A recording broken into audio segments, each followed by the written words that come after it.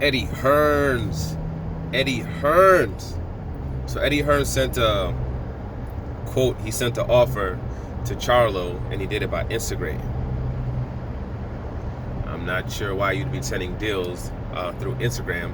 Not sure if I believe that, but even if he did, I'm not sure why exactly would you do that.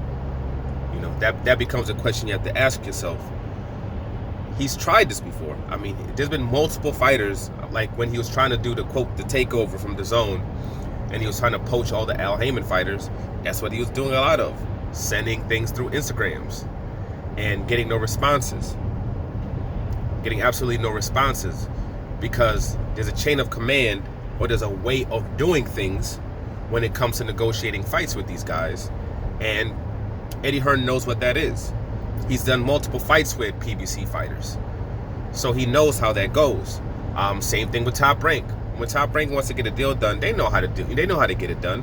When they wanted to get a fight between Fury and Wilder, they didn't send him an Instagram. They didn't even contact Wilder directly. They contacted the people that they know they need to contact in order to get these fights done and get these fights negotiated, because they know trying to go directly to the fighter is not going to work.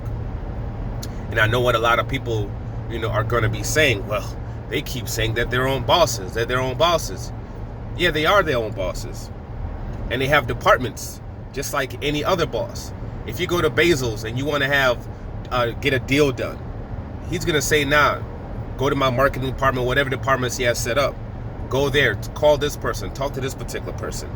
And if you're somebody that they've dealt with on a consistent basis, and if you even come at him like that, it's probably not. He might not even respond to you at all, because he understands that, you already know that's where you're supposed to go.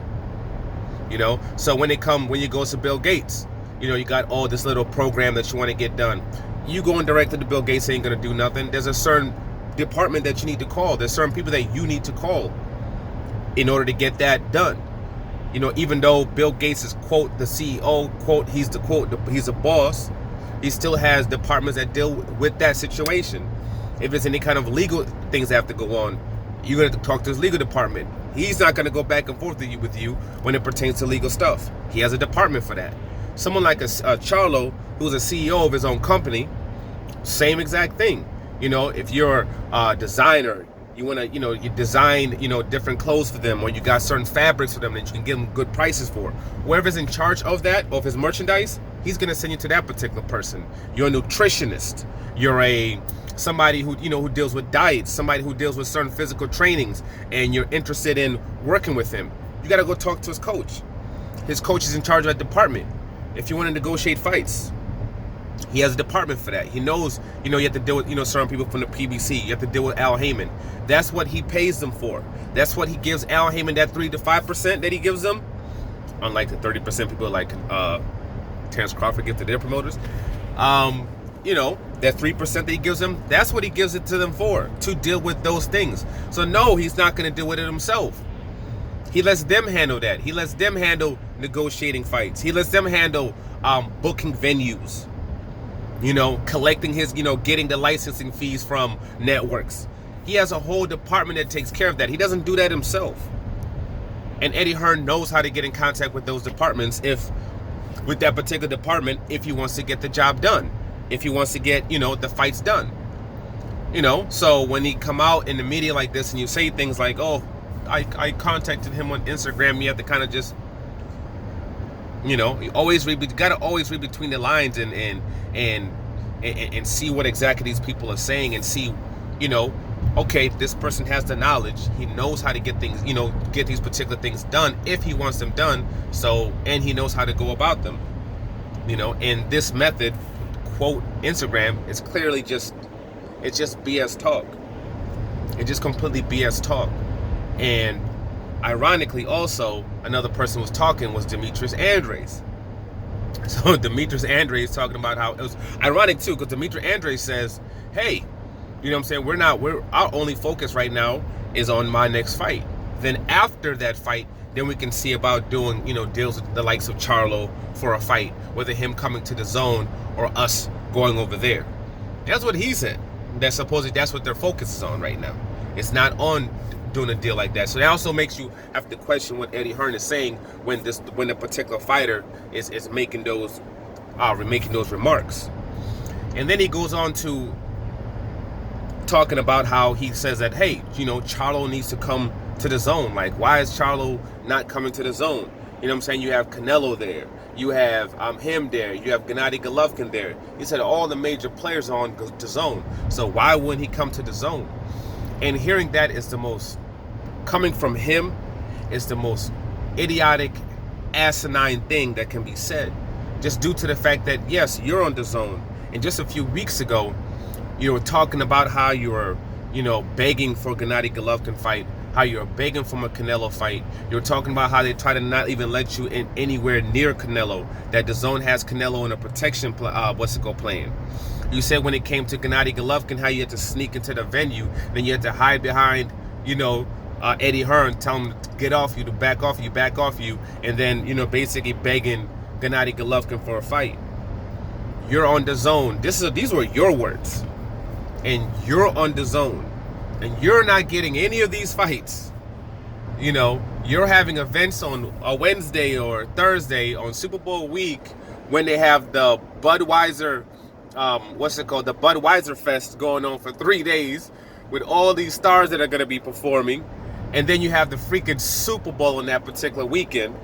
But that's where they chose to have your fight. And to make it worse, they're not even promoting you in the fight. The whole focus is to promote the YouTubers on the fight. The YouTubers had their own private, a media day. And that's supposed to be your fight day. They had their own private media day where they're promoting them. They put you on the banner, didn't even put your name on it. The only thing they've done as far as promoting you is putting a fake Bad Boys poster with you and Tevin Farmer on it. You're literally the second and the third fiddle. I'm surprised they even have you still headlining that particular fight. I would not be shocked if they had you fight before the YouTubers. That's how DZON is treating you. Charlo just had an event where it was all about him. It was all about his fight and his brand. Charlo has already has a fight date. You saw in the thing, he posted, hey, just got my fight date. Bobby's gonna be fighting Eubank Jr. Eubank Jr., who has the lesser belt, but there's a possibility that, Canelo could drop that belt and he could be the full champion. There's a possibility that Charlo could be a unified champion in the next couple of months. They clearly have a plan for him to keep on building him and keep on pushing him on networks that people actually watch. Doing over 1.5 million every time he fights on Fox. Doing his, 300,000 plus, depending on who he's fighting, on Showtime, which Showtime is happy with that money. With those viewerships, getting his licensing fees from the networks, getting his gate, getting his merch, getting all of that, getting his concession money, and making good money while still building his brand. His brother, the same thing, still building his brand, and they continue to grow. And we know they continue to grow because Canelo's promoter, who are they talking about? Charlo. Your promoter, who are they talking about? Charlo. Who are you talking about? Charlo. So he's good. He's taking the long route. He's being patient. And at the end of the day, he's getting to where he still needs to be. Because he's with a team that believes in him. He's with a team that actually promotes him and actually pushes him. You will never see Charlo in a fight with some YouTubers where YouTubers are being pushed instead of him. You will never see that, ever. You will never see Tank on a card with some YouTubers where the YouTubers are being pushed and he's on the card like Devin Haney was. You're never gonna see that. You're never gonna see freaking Sean Porter in a fight with some YouTubers where the YouTubers are being pushed. Not gonna happen. They're pushing their fighters. They believe in their fighters, and their fighters are good. They're good. They continue to progress and continue to get to the places where they want to get to. So, as far as the offer that was given on Instagram, that's all you can do when it comes to that. And as far as Demetrius Andres, dude, you need to wake up. Like, subscribe, share. I'm out.